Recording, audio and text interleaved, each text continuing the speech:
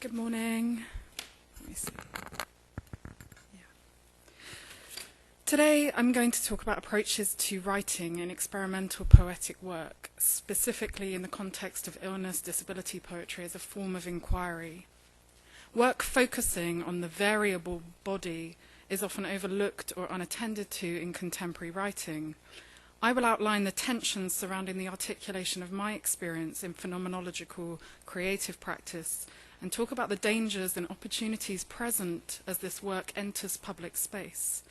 I will discuss ways in which poetry provides a productive lens through which to present lived experience of disability and illness, and the possibilities for poets to take control of societal gaze and examine the gap between experience and clinical discourse.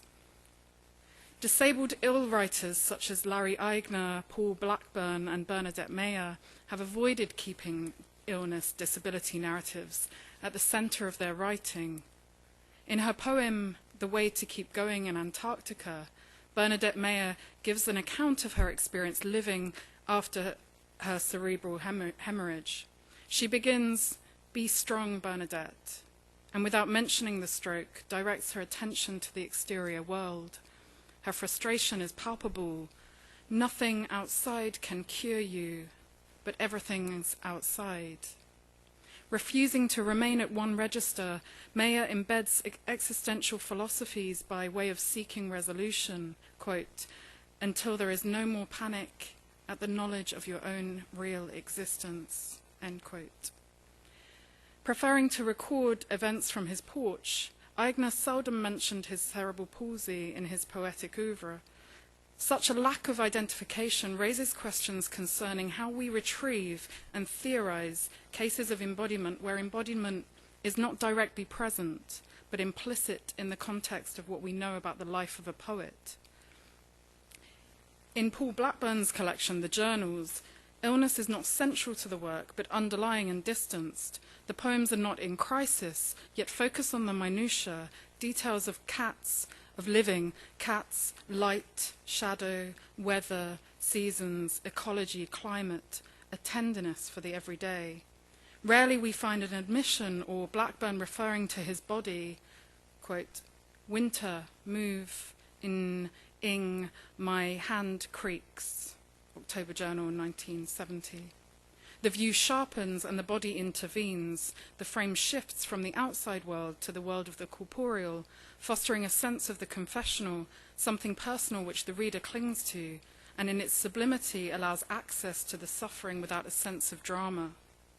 Fragmented illness language is embedded in abstracted memories and minutiae of material realities, coaxed into clarity by the odd moment of visibility. In Scarry's seminal text, The Body in Pain, we are introduced to the idea that the body in pain regresses to a primordial, pre-linguistic state. Pain actively destroys language. In my own practice, tensions began to materialize when reporting my experience of suffering. Poems arrived as routes of therapy, with self-pitying language, fraught with the difficulty of living. For example, "Unsure how to remain grateful for living, the body has given up. Those dressing me wonder how long it will continue." Such attempts reinforce common stigmatizations of the aberrant body as helpless.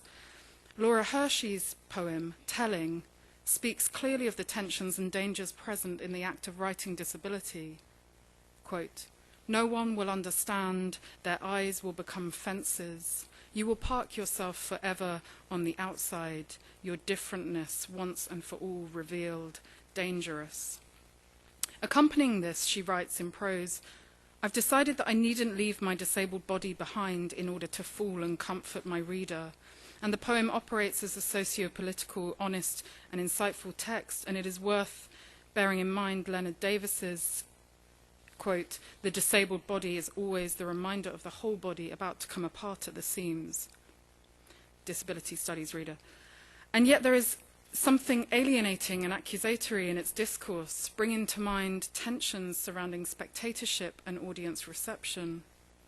Representations of tragedy and struggle deny disability culture as a positive experience. Writers hold a great deal of responsibility when identifying as ill, disabled, and presenting creative work in a public space.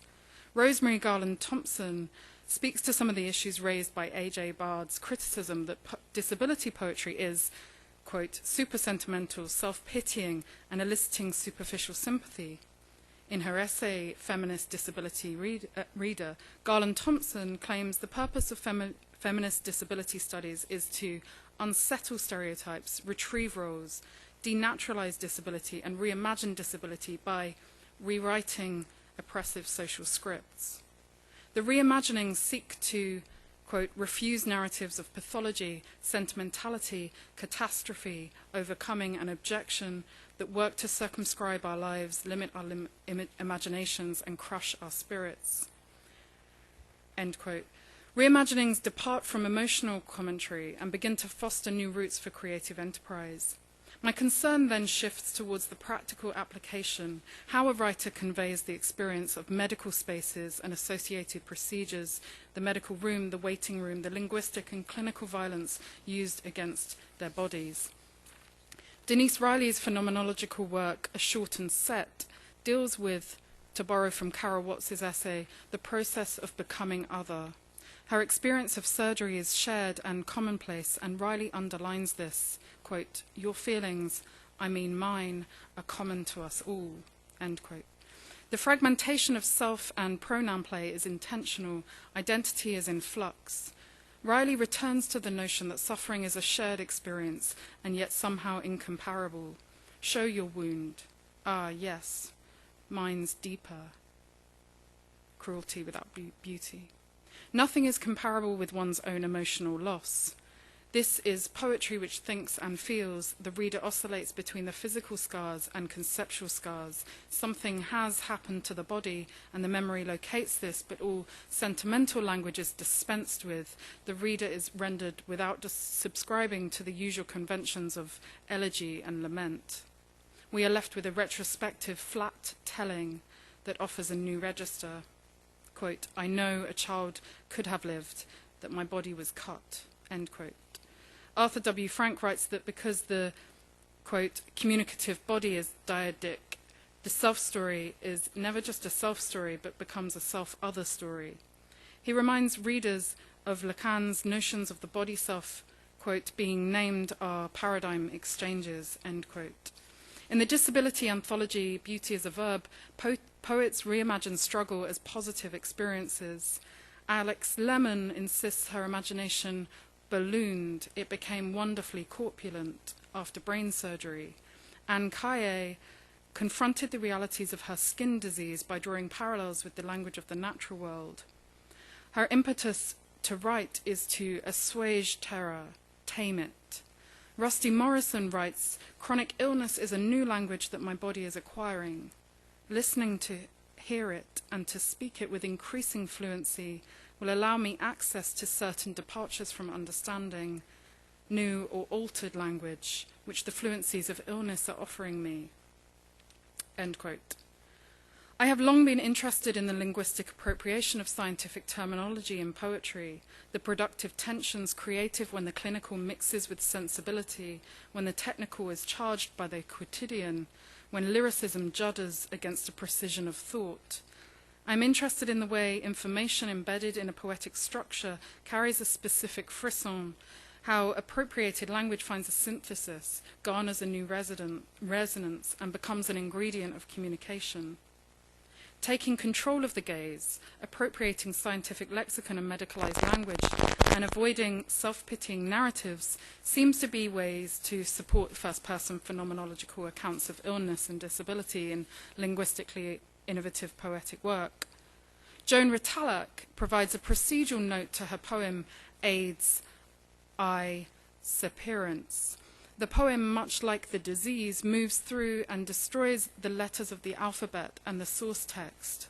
In the abstract for his essay, AIDS and the Postmodern Subject, Joan Ritalik's AIDS, I, Separance, Brian Wolpert writes, Ritalik, quote, uses two connected lines of the postmodern critique of science, linguistic slippage and paradigm dependency, not to subvert or to critique science as an end in itself, but to return attention to the human subject, end quote. In my own poetry, I attempt to examine the gap between the lived experience of autoimmunity and the clinician's discourse. My poem, Threat to Body, for example, is presented in the third person, representative of the way a patient learns third hand about their progression of their disease. By way of subverting the relative positioning of the doctor-patient relationship, the scientific discourse is then abandoned and the clinician's voice is rendered profoundly human, focusing on the difficult realism of living with autoimmunity. In conclusion, poetry provides a productive lens through which to present lived experience of disability and illness, but to discount suffering in favour of positivity discounts all aspects of the social experience that are not positive, a further act of erasure of suffering. Current practice and research brings into focus tensions surrounding marginalisation, invisibility, hypervisibility, and articulation of shared experiences. Postmodern accounts aim to unsettle stereotypes, resist classification, and reimagine narratives of catastrophe or overcoming. Poets engaging with representations of disability have a responsibility to redefine social perceptions, reframe the ways language is used to discuss their body. Negotiating those avenues in poetic practice is exciting but fraught with opportunity for dangerous play. Reassembling medicalized language opens up a space for affect and allows the reader to extend their perceptual engagement, enabling poets to become marginal authorities. Choices surrounding language, tone, and register determine so much about the way readers identify with, access, and/or take interest in creative disability writing. Continuing to develop a culture makes a demand to be visible in a world where engagement with illness and disability is often avoided. Writing the body in these ways encourages the notion that disability is not an individual concern, it is a social issue and warrants increased visibility. Thank you.